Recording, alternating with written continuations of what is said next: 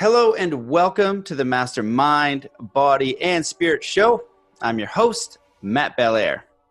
Today's guest is a physicist who began researching altered states of consciousness with Bob Monroe at Monroe Laboratories in the early 1970s. These early drug-free consciousness pioneers helped design experiments, develop the technology for creating specific altered states, and were the main subjects of study all at the same time.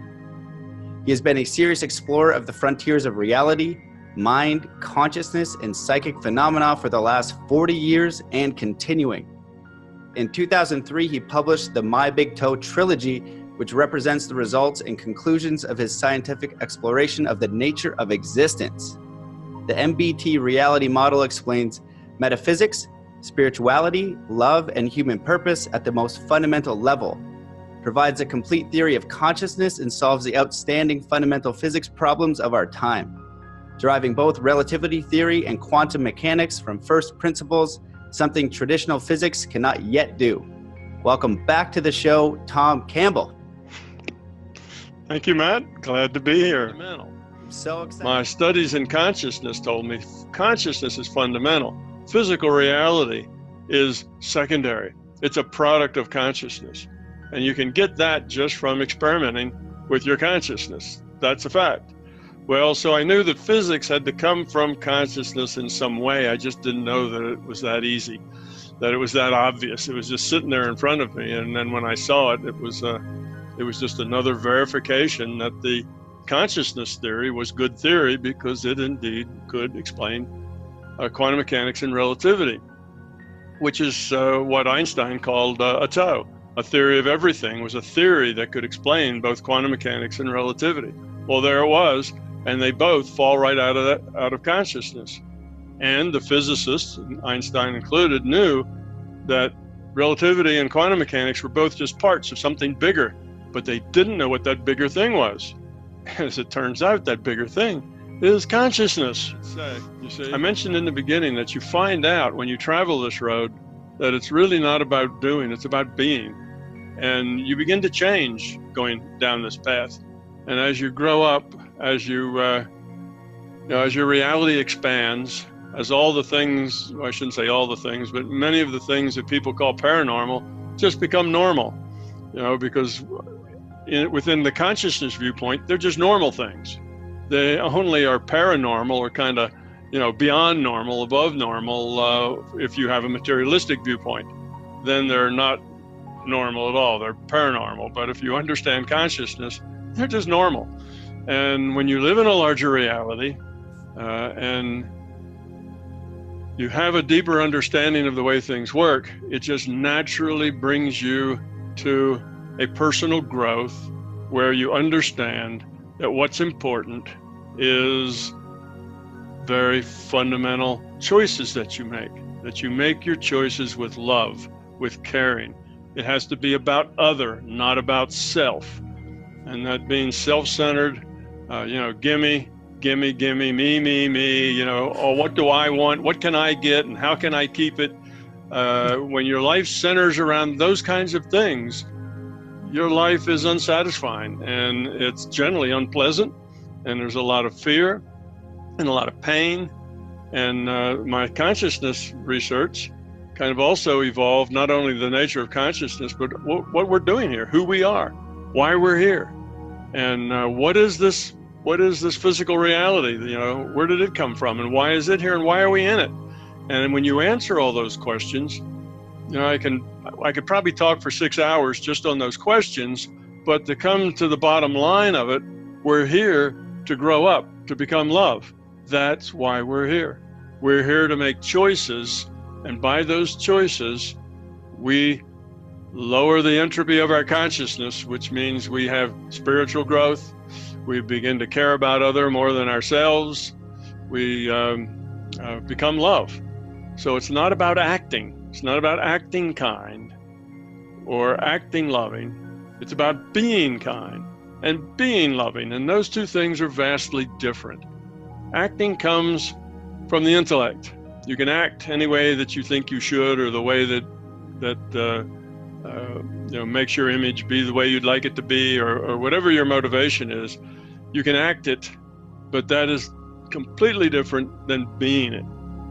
When you act kind, you're constantly thinking of, well, would that be a kind thing to do? Should I do that, or should I do this other thing? Oh, there's a little old lady needs help across the street. Oh, I see a lot of people are watching me. I think I'll help her across the street because then I'll look really like I'm kind. You see that, and then I'll tell everybody when I get to work about how I helped this little old lady across the street. You see, that's all coming from the intellect. That's about you, your needs, your need to be kind, but you're really not kind. You're just acting kind. Because if you were kind and you saw that little old lady, you wouldn't think about anything else other than she needed help, and you could help her, and you would help her. And it's not a matter of, should I do this? Will it make me late for work? Do I have the time?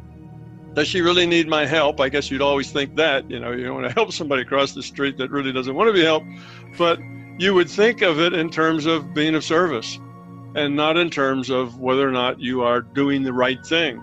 You just do the right thing without thinking about whether or not you're doing the right thing. You see, it's a difference between being and acting. And like, if we're in a hologram, I was talking to Adil, he's one of the founders, or the founder, and he's an amazing human, talking about like, if we can project a hologram, if we're in our own hologram and we can use consciousness to kind of affect it, what effect could we have together in group consciousness? And that's what they're studying at Global Consciousness Institute and things like that. So I'm curious your thoughts on that. That might be a good angle to go. Okay, so we'll start there.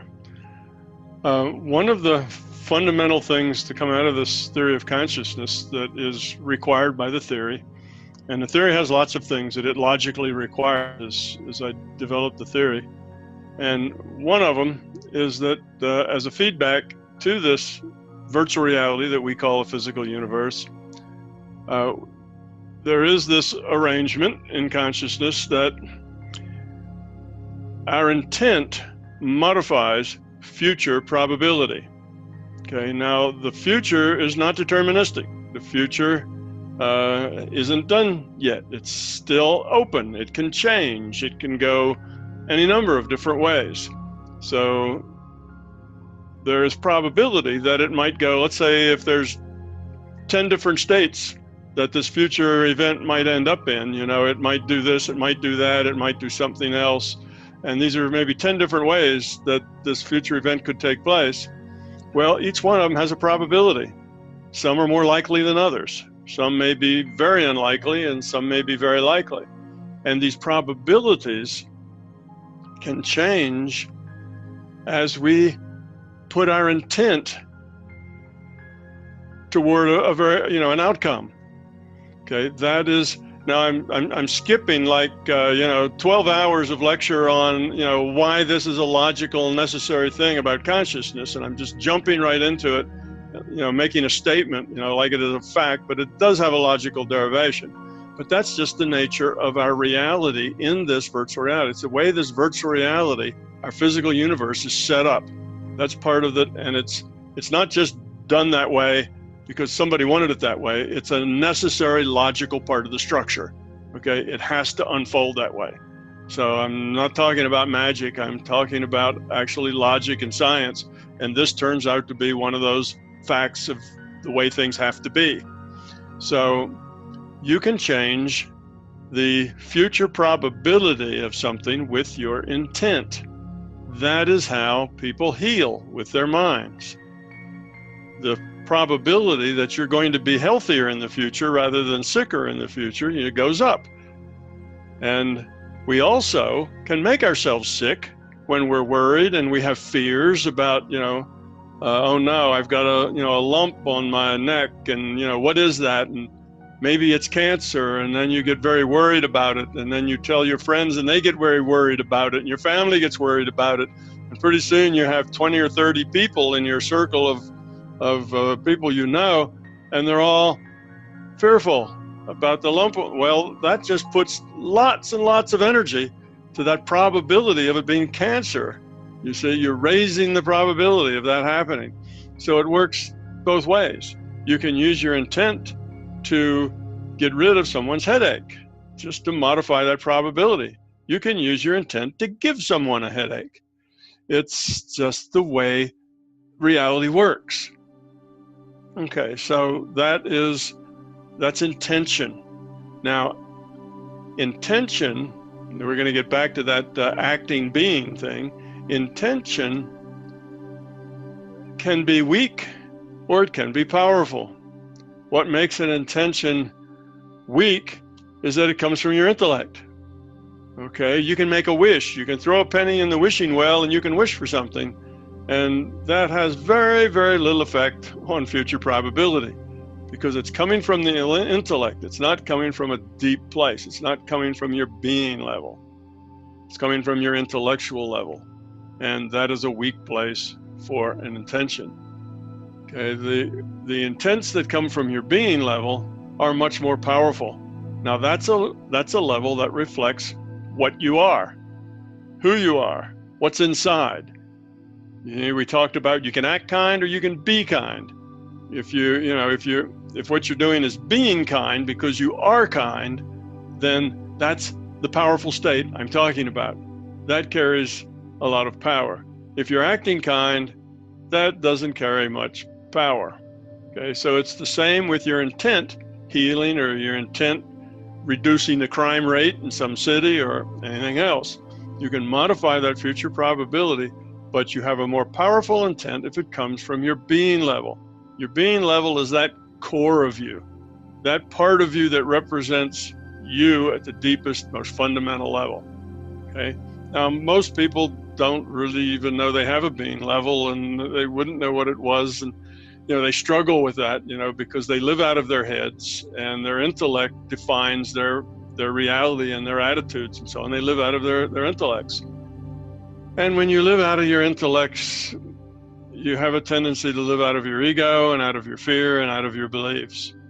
And you begin making all your choices because of your fear, ego, and beliefs. It's really the motivation behind your choices. All of that is very weak intent. Now,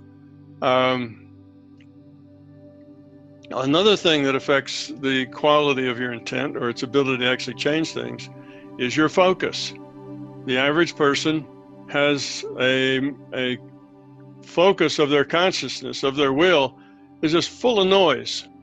Their mind just jabbers on and on and on about all the little things going on in their life, and feelings and emotions and slights and upsets and conquests and what they're gonna do Saturday night and just all sorts of things. And one of the things we learn how to fix that is to meditate. Meditation is about quieting the mind, getting rid of the noise, being able to stay in a still, quiet place without thoughts for a fairly long period of time. Okay, that's getting rid of the noise. So you cannot have a very powerful intent if your mind is noisy, because you can't really focus it. It's your intent's flying around and a dozen things all at the same time. Most of them all out of the intellect, most of them out of the ego and the fear and the belief. And it's just your consciousness potential is just being wasted that way. It's like leaks. You got leaks all over, your consciousness energy is just kind of pouring out in no typical way or form or format. It's not powerful. So that's another way that you can make your intention more powerful, is having a tight focus, getting rid of the noise with it. Well, you can be successful with it. It's just probability. You can change the probability of the way things happen, and probability of your healing, even the probability of being happy. You see, you can change the probability of whatever. You're just changing how reality is going to be. You can also do the opposite, or I can say not the opposite, but you can use that for ill as well as for good. If you are one of these people who is constantly fearful, life sucks, everybody sucks, everything is awful, you hate being here, it's a miserable place, everybody's greedy and nasty and trying to grab, and the politicians are all crooked, and on and on and on and on. So you've got this sense of despair and unhappiness, and how miserable you and everybody is, and how there is no way out, et cetera, et cetera. Well, you help create that. That puts power and energy into that being the reality you live in. You create that reality. So what does that mean about us? That means when you just look around, read the papers, watch the news, go walk down the street, and what you see out there is a very accurate representation of the quality of we humans. All right, you see a lot of greed and nastiness and violence. Well, that's what we are. We have a lot of self-centeredness and fear in us. We have a low quality of consciousness. And that behavior isn't them acting badly and poor you have to put up with it. That behavior is us. It's us as a collective consciousness. We create this reality by modifying probability of future events. That's feedback. If you want to know how you're going, look at your life and ask a few questions. Am I happy almost all the time? Am I positive? Do I almost never experience upset, anger, annoyance, anxiety? Are all of those things very foreign to me? And the things that I experience almost all the time are joy and peace and caring and satisfaction, and everything just seems to be good and great.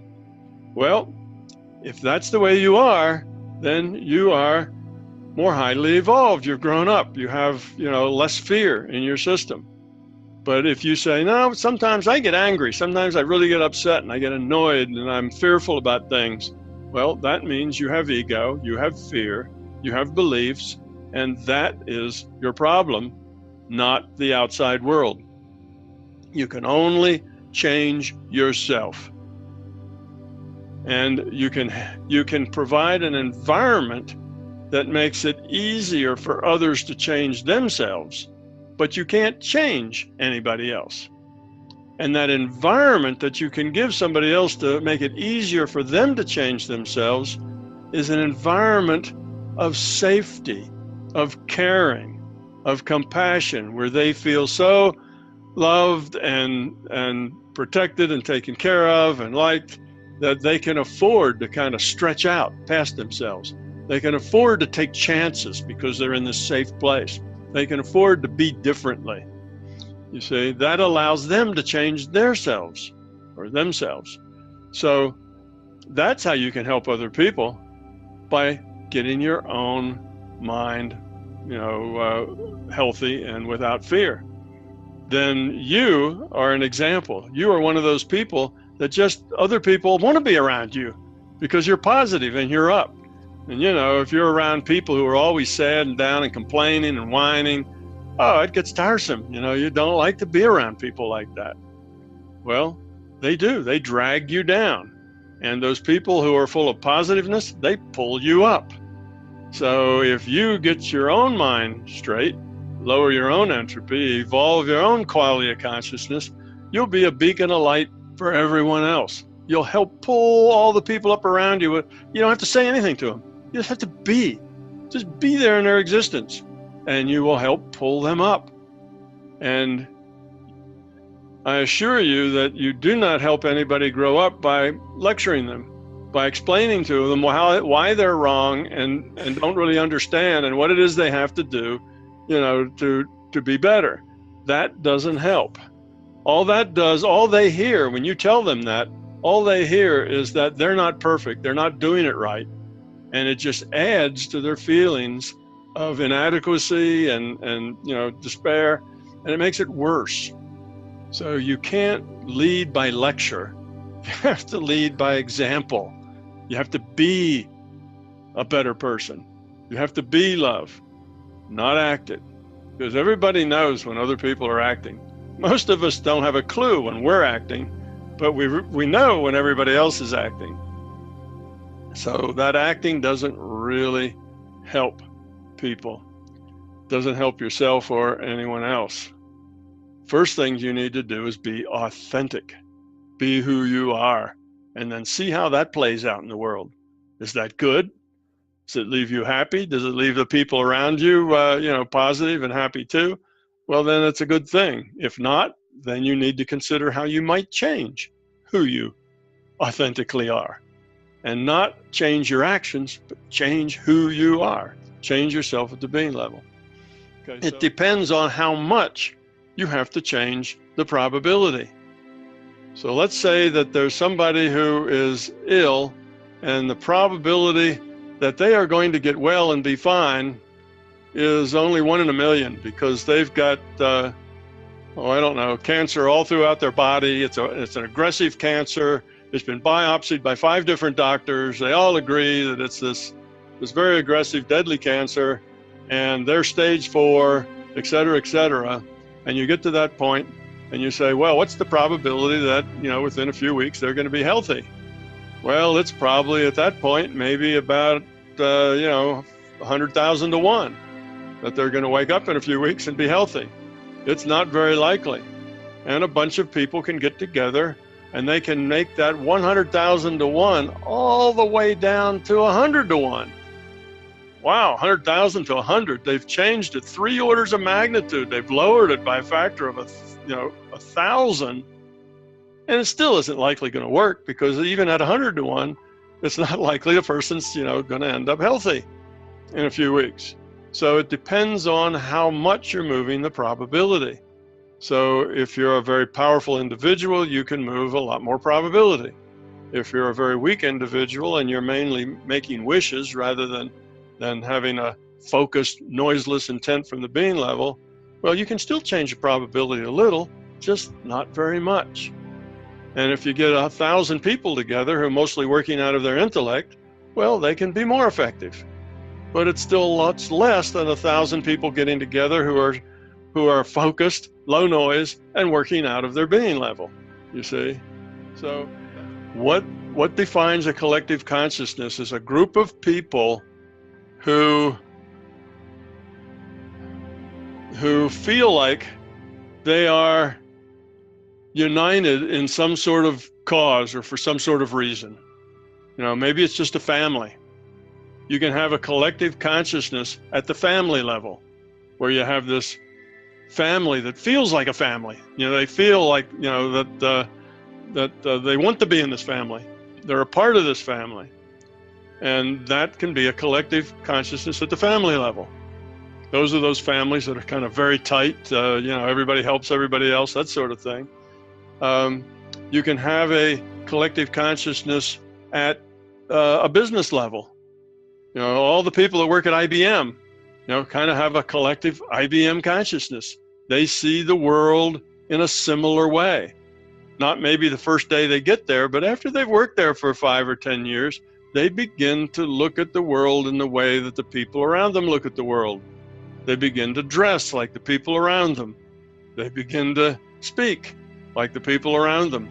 They begin to take on the characteristics of being an IBMer, or being at a particular business or a particular campus or a particular university or whatever.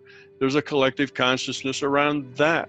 There's a collective consciousness around being a member of the group called humanity. We as humans have some collective consciousness. Now, Carl Jung called these things archetypes. There were archetypes at the human level, archetypes at the national level, archetypes at the, the business level or whatever. But these archetypes that Jung talked about are essentially just a collective consciousness. So the collective consciousness is just the vector sum of all the consciousness of the individuals that are in the group. And how do you get into the group? You identify yourself as part of the group. That's how. You don't have to, join. You don't have to, get a little card you carry. If you just identify as being part of that group, you are a part of that group, and you begin to get information from that group that is representative of that group, and you begin to take on attributes of the group, and they begin to take on attributes of you. But you're small and they're big. So how you affect them is negligible. How they affect you can be a lot larger, you see. So that's the way it is with a group conscious. National levels, we call that, nationalism, right? That's kind of the group consciousness of I am, a Greek or an American or an Englishman or whatever. And there's a certain amount of attitude that comes with that, a certain amount of personality, a certain amount of the way you see the world that comes with that. So if you are, well, we'll take an American as an example. If you're an American, then if you really identify strongly as an American, then you will get more of that American attitude will become yours because you identify strongly. But if you don't identify strongly as an American, oh, okay, yeah, I was born here, but you know, I don't really feel like I belong here. I just born here and I'm an American by birth, but I don't really relate to it a whole lot. Then you don't take on much from that whole thing of being American doesn't really affect you much. You kind of stepped outside of it. So the key thing about being part of a collective consciousness is you have to see yourself as a member or as belonging. The more you see yourself as a member, the more you're affected by it. The more you see yourself as, yeah, I work for IBM. I'm part of Big Blue and we make the best, you know, computer parts. And if you kind of have that feeling and you're really an IBM guy and you love it, being an IBM guy, then you will become the kind of the epitome of the IBM stereotype. You will gain, you will get a lot out of the IBM collective consciousness. Whereas if you're on the periphery of IBM and you say, yeah, I work here, but yeah, I don't buy into this stuff, you know, I just work here. It's just where I make my money, but I don't really feel like I'm a part of this group. I feel like really I'm an outsider here and so on. Then you don't get much of that. And you don't really belong to that collective consciousness, even though you work there. So you belong to whatever collective consciousness that you associate yourself with. The more strongly you associate it, the more strongly you affect it, and it affects you. And the way that works is that all consciousness is netted. All consciousness, like the World Wide Web, where all the websites are netted. There's 1 billion websites out there, and they're all on the net, and anybody can access any one of them. But we only access the stuff that we connect with, so we like. So consciousness is sort of like that. We're all netted.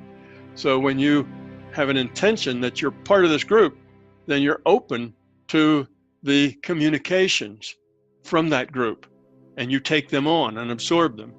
If you're on the sideline and say, no, I just work here, I'm not a part of that group, then you close off from the intentions of that group, you see? So it's a matter of your consciousness kind of plugging in or plugging out, you know, of whatever group that you in your own mind connect to. So if you connect to being a white supremacist, or you connect to being, you know, whatever, an abolitionist, I guess back in the 1600s, or you whatever group you connect to, you know, you don't have to be a card-carrying member, you don't have to pay dues, you don't have to work there. All you have to do is identify yourself with them, and you start sharing their thoughts, start sharing their attitudes. That's why you can have a consciousness, a collective consciousness in a family. You start sharing each other's attitudes. You care about each other, and you share thoughts. And the family has its own kind of attitude, its own kind of way of being, seeing the world. So that's what collective consciousness is. There are thousands of different subsets of collective consciousness, around thousands of ways people identify themselves with, you know, with other things, with groups, with ideas, with concepts. That's what makes concepts so powerful. If you have a concept and your concept, you know, gets millions of people to identify with something, that forms up a collective consciousness right there, you know, and maybe there was one, not one before, now there is one and it exists. And they start sharing their thoughts, their minds, their attitudes, their feelings start going back and forth between them. We see the same thing on the negative side, and we call it a mob. A mob is just a collective consciousness of a bunch of angry people. You have a bunch of angry and fearful people, and they become a mob, and that mob will do things that none of the individuals would ever do. But together, that mob can do things more horrible than any one of them would do. And that's because their collective consciousness, they're connected now. Their consciousness are connected. They're getting the information from each other. So the anger, one guy's anger feeds everybody else, gets that anger. And they get more angry, which makes everybody else more angry. And as they get more angry, everybody else gets more angry, you see, and it builds to where they make a monster out of this mob, and the anger is just building because it's what do they call in electronics? That's a positive feedback. The more you get, the more you get. And the more you get, the more you get. And it just keeps building on itself until it gets saturated and can't grow anymore. And that's when the mob gets crazy. And so that's collective consciousness. It can be a mob, but it also can be a very grown-up, high-quality, low-entropy, loving individual, and it works the same way. You see, as the mob does, but it does the opposite way. Suddenly, people who are around that person and kind of identify with him and say who he is and what he's doing. Maybe he's the guru and maybe the other ones are his followers or something. Then just by being around him, it pulls them up. They connect with him. They get some of his attitude, flows to them. They feel better and they become more positive. You see, so it's the mob in reverse. It's good things can work the same way. So what we need to do collectively as a people is try to produce a situation where we get more and more thoughtful people, low entropy people who are thinking positive thoughts. And that will cause more people who are, say, on the fence, positive or negative, about half, 50-50. It will cause them to bump over to be more positive, which will cause other people to become more positive. You see? So if we could just get that going, that snowballs as well. But what we got going is this negative thing. Life sucks, it's all horrible, everybody's cheating, everybody's lying, and so on. And when you have that, well, that just builds more on that. And the more everybody feels down, then the more down everybody feels. And that also can descend in a downward spiral. So yes, it boils down to, just like in all the literature and all the plays and the books, it's kind of the good versus evil, right? You have one side that's kind of trying to work an upward spiral where people feel better and more positive and are kinder and gentler, and another where it's pulling the other way. Everything's starting to go in a downward spiral. So the challenge that I give to I guess everybody listening and everybody in general is try your best to be part of the solution and not part of the problem, because both of those are working. And if you can make your own life part of the solution as opposed to part of the problem, get positive, get out of the negativity, let go of the fear, then eventually we'll get to that critical mass of positiveness that'll just kind of ratchet everything up. And when these two forces meet, I think we have chance for motion in the mainstream, and that is, physicists are saying that we have an information-based reality based on their experiments. Physicists don't like that idea. They don't know where to go next, and they don't know what to say after they say that. They're kind of stuck there because they don't really know what that means. But what it means is that this reality is computed, okay? And they will agree with that far, that it's a computed reality. But where they don't want to go is, where is it computed? How's it computed? Why is it computed? Okay? Now, when you understand consciousness, you know the answers to all those questions, you see? But physics isn't going to go there because that frightens them. But they are going to get to the point someday, and I think someday over the next couple of decades, where they say, this is not a material reality, it's not about mass and force and space, it's about information.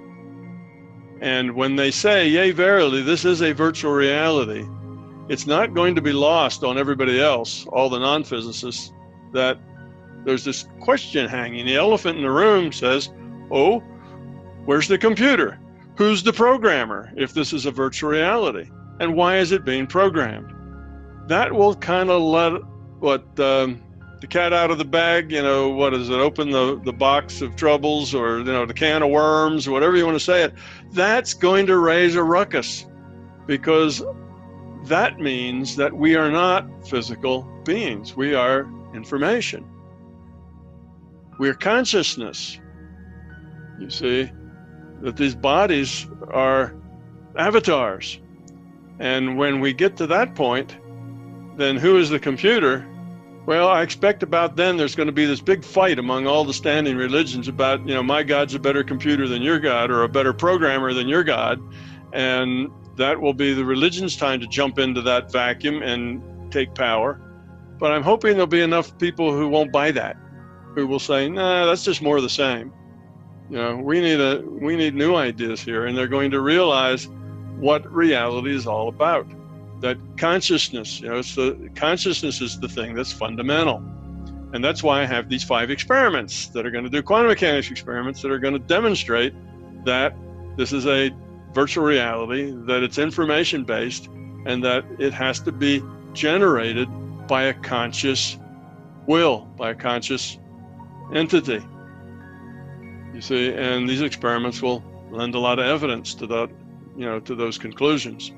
So I think when that happens, if there's enough people who understand the bigger picture, that consciousness is the computer, and that we are consciousness playing avatars in a virtual reality for the purpose of making choices that help us grow up toward love, getting rid of our fear, and that the natural evolutionary path of consciousness is to lower entropy. And what that means in an information system, and again, I'm skipping a whole bunch of logical steps, but this is logic, guys. It really is science. It means becoming love. So it very logically comes to the point that our purpose here is to become love. And it's not that that sounds really cool, but that is a logical necessity of this process. The same process that's now calculating better physics says that we're here to become love. And that's not an assumption. That is that's logically derived, that is the answer. That is the only reason that we are here, and that this here even exists.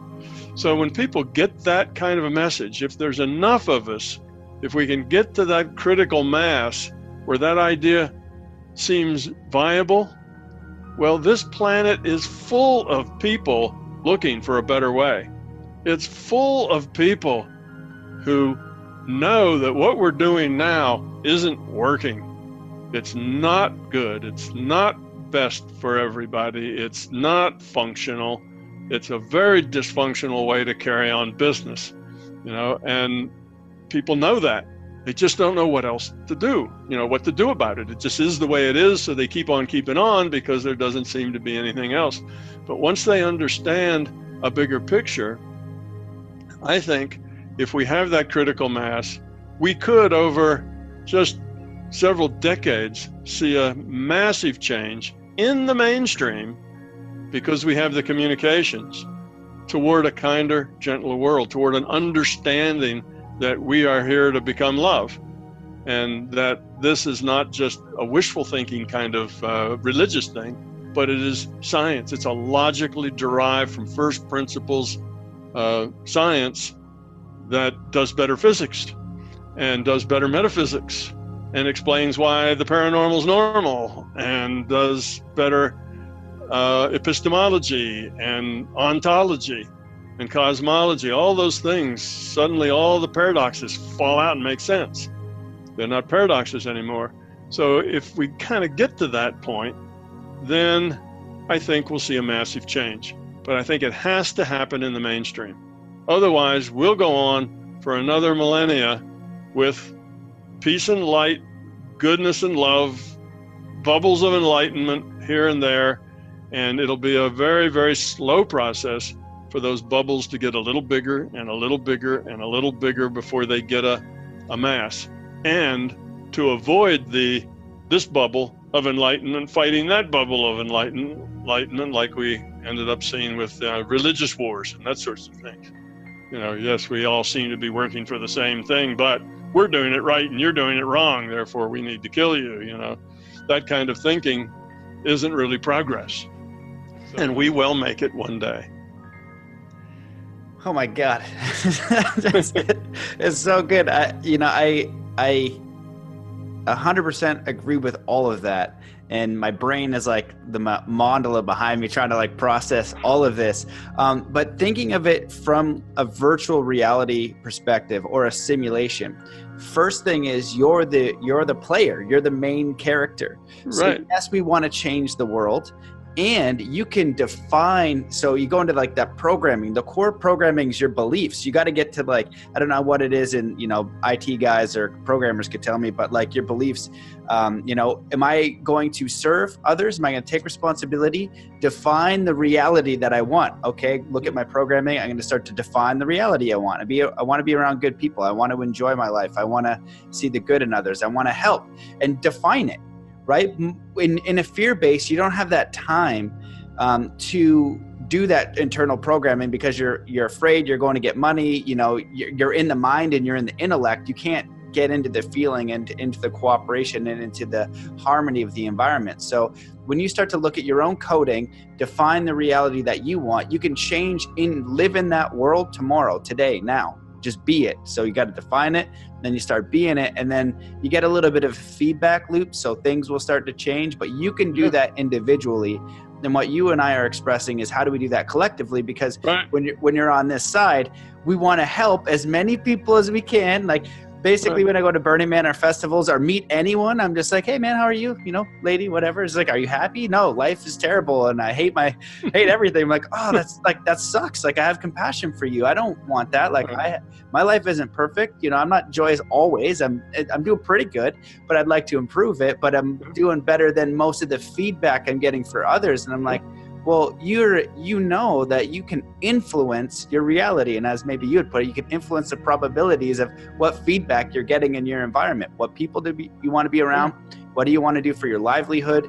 All this kind of thing. And man, you touched on so much, but I wanted to say, fascinatingly enough, when I was studying with the Native American elder, I was like, what's your view on God? And he goes, God, programmer. And he always says programmer, which I think is very fascinating. And he said to me before, and he said on the podcast, he's like, you have two spirit guides, a positive and a negative, not to be mistaken with a good or bad, because the body is the ground in the simulation you're in. And I was like, what? Oh crap. I was like, I talked to this guy, Tom, before, and he's like, you guys are going to like each other. And so, go ahead. Yeah, I agree with that. That's good. It's a good set of metaphors and way to put it. But you make a good point. It's not that we're all going to be miserable until we're all happy. It's not like that. You can be happy right now in this world with all its greed and all its vices and all the things that don't work well. You can still be happy here. Step number one is to realize that you have choices and you have to take responsibility for the choices you make. And if you're unhappy, it's because you choose. You're making the wrong choices. You're letting your fear and your ego and your beliefs make your choices. And if you let them make your choices, you will be unhappy. That's how you get to be unhappy. Not only will you be unhappy, you'll also be in pain and you'll be miserable and you'll be, you'll never be satisfied. You'll always be like you're trying to claw your way to the top and you never quite get there. And if you do get there, you find out the top's not such a big deal anyway. You're still unhappy. You're a millionaire and you're still miserable and you still can't have a good relationship and, it doesn't work. So you can be happy here now. You just have to let go of the fear and stop blaming others. Stop blaming the society. Stop blaming the institutions and the economic system and the corporations and the government. Stop blaming everybody else for your unhappiness and your misery. You're unhappy because you choose to be unhappy. You don't intellectually choose to be happy, but you make those choices based on your ego and fear that make you unhappy. So you can be a very happy camper in this world because you don't take it personally. You see, it's not about you. When you're no longer at the center of the universe in your own mind, it's not about you.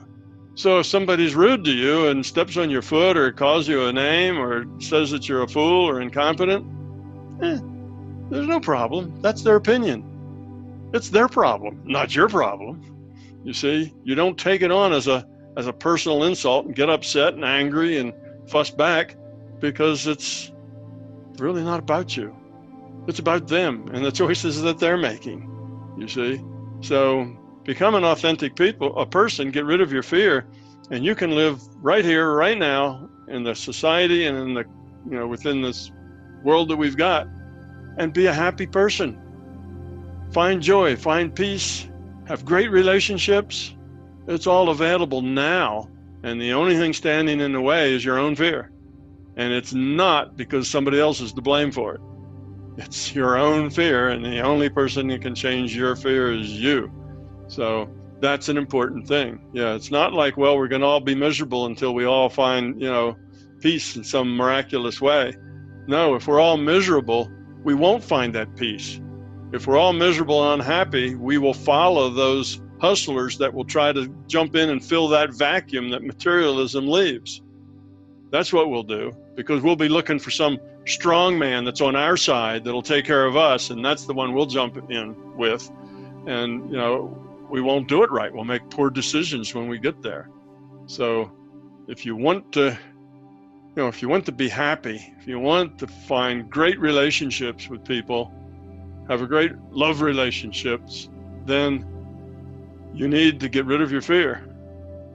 And people ask then, well, how do I get rid of my fear? What fear? Anytime you feel negative, anytime you feel unhappy, anytime you feel anxiety, anger, annoyance, anything like that that's negative, that's your fear. It's your ego in response to your fear. Trace it back, find out what it is, own it, accept it, be authentic, and then change yourself. Get rid of it. And you can change yourself just by having a strong intent to do so, because that intent will change your future probability of who you are as well. What else did you have on your list? My memory's kind of fading after gravity. What else did you have there on your list? I think the last thing that I had on there was like the 3 kind acts for like hacking the being it, like your perception of like how do we get into the being it a little bit quicker. Okay, well, one of the things, and you've kind of talked around it, and then you talked around it like go be kind, do 3 kind things. Of course, if you tell people about it and brag about it, then it's all in your ego. But you can do it and keep it in your intellect. You can say, well, I'm going to do 3 kind things. Okay, look around. Okay, that would be kind. I'll go do that. Okay, number 1, number 2, number 3. And if it all stays in your intellect, then there's really no gain other than you've helped people out. You've done something kind, and that's nice. It's a gain for them, but it's a very minor gain for you if it stays in your intellect. But the trick is that if you repeat things, through repetition, things will sink from your intellect into your being level. That's why when you do an affirmation, I'm going to get rid of my fear and take responsibility for my life, and you write that on your refrigerator and you repeat it 100 times every day.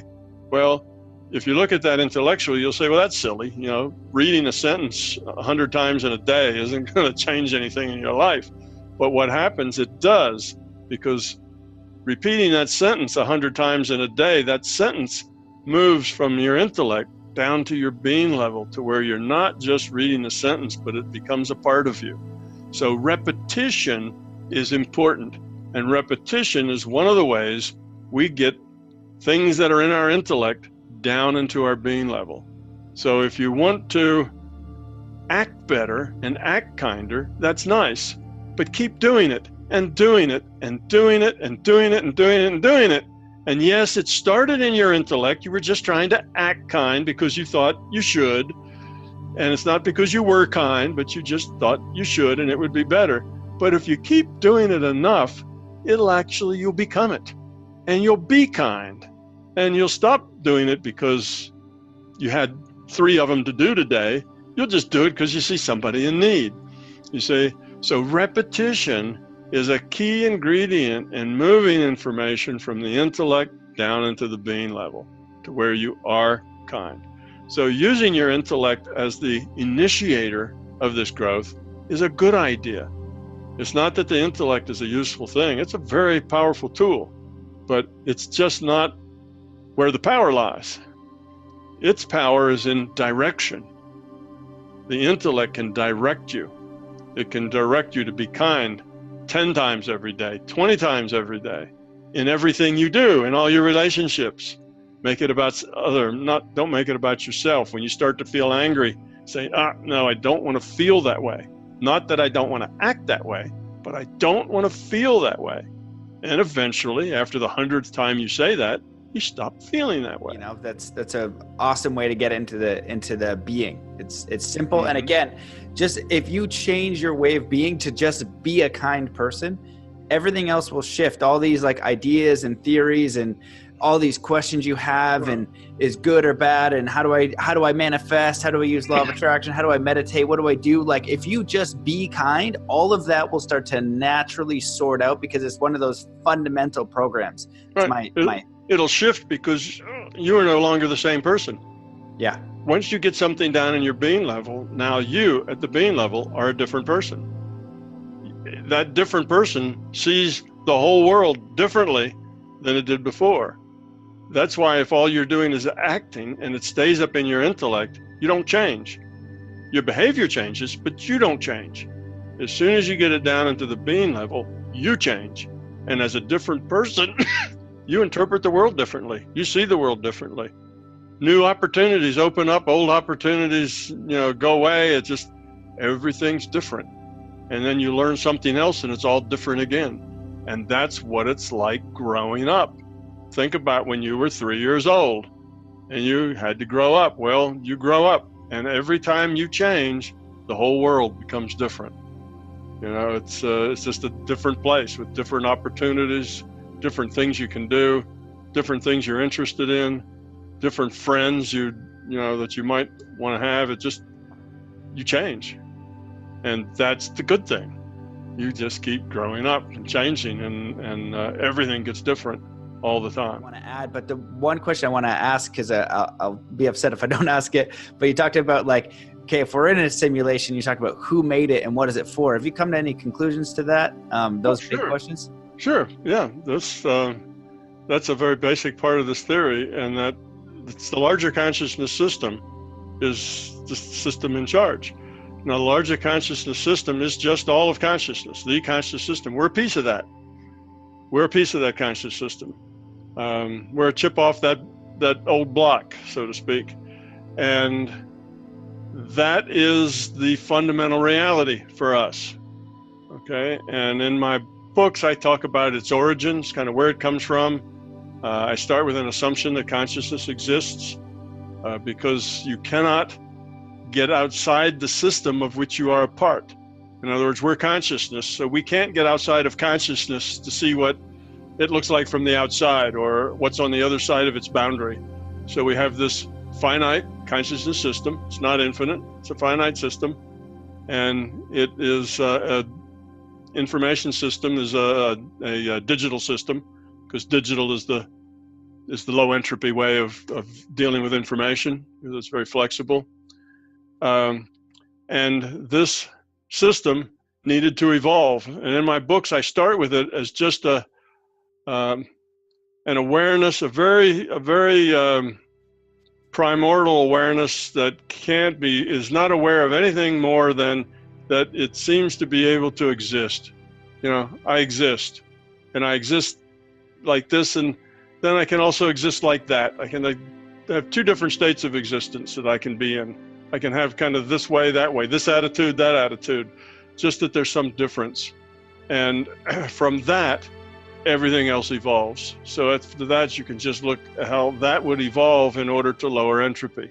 In an information system, it evolves by lowering entropy. A system where all the bits in the system are random has no information. That's what random means. There is no information. So entropy means more order, more organization. So as those bits get organized, that creates information. So an information system evolves by lowering its entropy. And you can make that same logical case that lowering entropy in a social system is becoming love. That's the way social systems optimize their ability, because there is only one truth, but there's thousands upon thousands of paths to get to that truth through thousands different viewpoints and metaphors. So that's why I say everybody's adding to the solution. Everybody that's out there being positive is part of the solution. Doesn't matter what your metaphor is. It doesn't matter if you're doing it for Jesus or for Allah or for Buddha or for your mother, or because you just think it's a good idea. It doesn't matter any of that. It just matters that you do it. And if you do it, then you're part of the solution. And keep doing it and do more of it, because I think in the next couple of decades, there's going to be a splitting point where either we get it and we go forward in a great leap, or we slide away and get back into giving up our, finding another set of high priests to tell us what to believe. And we'll pick some other set, maybe we'll go back to having religious priests again. But I hope not. I hope not. I hope we see the big picture and can say, yeah, it's consciousness. We're it. We're evolving. We need to become love. We have no excuses. We're responsible for every choice we make. If we get angry, it's because we choose to be angry. We could choose not to be angry. But because you have that fear, which gives you that ego and those beliefs, that's why you choose to be angry. You get rid of the fear, you don't choose to be angry anymore. People can insult you and you just smile and you feel compassion for them because they're confused and misunderstand. Or they're right and you are messed up, but you're doing the best you can. That's okay too. You see, that's perfectly all right. That's another thing I might say, as long as I'm on a little roll here, and that is that the way forward does not require perfection. Don't wait until you know that it's right. A lot of people will say, well, I don't know where to start, and if I do this, well, maybe that's not right, or maybe that's not the best way. That doesn't matter. Just do it. In other words, be authentic. Work on your fear. Get rid of them. Whatever authentic is, doesn't matter. Be it. And if that's something that's ugly, well, change it. But you can't change it if you don't own it. You see, if you don't become authentic and you don't own it and you don't accept it who you are, you can't change who you are, because who you are is an image in your own mind, and you make that up as you go. You change it, but nothing really changes. You just imagine it. So you can't change yourself until you own yourself, and you can't do that unless you're authentic. But don't worry about doing something wrong. Well, what's the low entropy solution? Well, think about it, do due diligence, make your choice, let the chips fall however they may, look back at it and see if you can't learn something. Learn something that'll help you make a better choice. That's the progress for evolution, not waiting around until you're sure that you're going to do the right thing in the right way. That's a prescription for going nowhere. So just go do it. Anything. Start with being kind 3 times a day. Start with being kind once a week. Work your way up. It doesn't matter. Just start someplace and do something, and it will work itself out. It will take charge and lead you to where you need to go. Just start. You don't need to be right. You don't need the right way. Well, what's the best way to meditate? It doesn't matter what the best way to meditate is. Just meditate.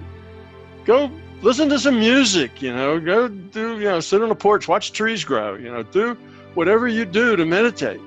But it'll change. Just do it and work at it. And then after you've done it for 6 months, say, am I learning? Have I gotten someplace? Am I a better person now? And if no, then go do something else. But you don't have to know what is the best route, what is the best thing, what books should I read, what teacher should I go? I'm so confused, I don't know where to start. Well, you're just stuck in that confusion, and you'll always be stuck because there is no best place to start. There's only a best time to start, and that's now.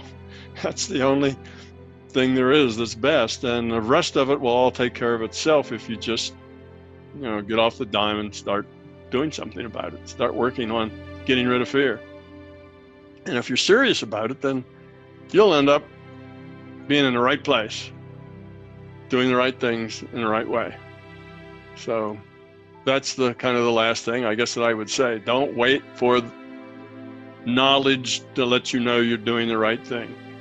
Just do something that feels kind, that feels good, that feels like you're helping, that you're part of the solution, and then learn from it.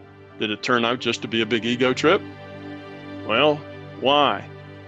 Find the fear that turns on that ego. Get rid of the fear and do it again.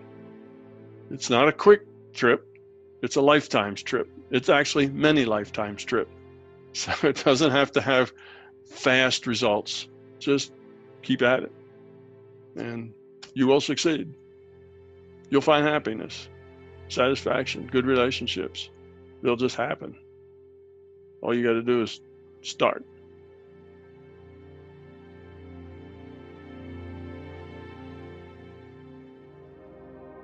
Isaiah Berlin famously said, to understand is to perceive patterns, right? So it's a moment in which the dots connect and a new gestalt is revealed, right? It's a moment where you bump up a level and you see the big picture. People describe these moments as epiphanies, right? At their best, they can be ontological awakenings. They can be forceful reckonings with what is.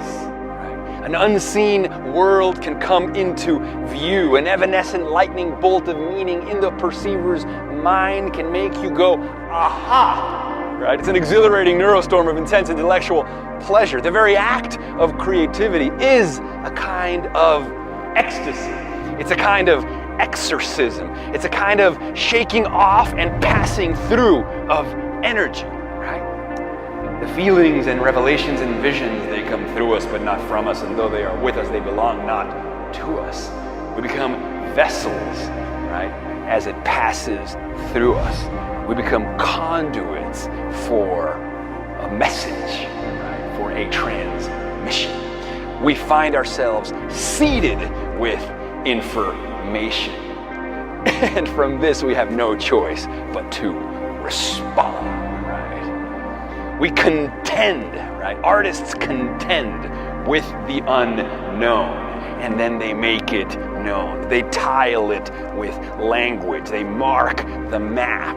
They leave the paper trail. They show the way, right? We come back to the village, right? For people to marvel then at what we've brought back. The souvenirs, the art which serves as a mattis through which the transcendent can shine through. Even people perhaps not educated in art history, people untrained to see the nuance in great art, can still find themselves jolted from truth, even if they don't fully understand it. We respond to the ecstatic vision whether or not we can discern its meaning. This is the nature of art. This is the nature of creativity.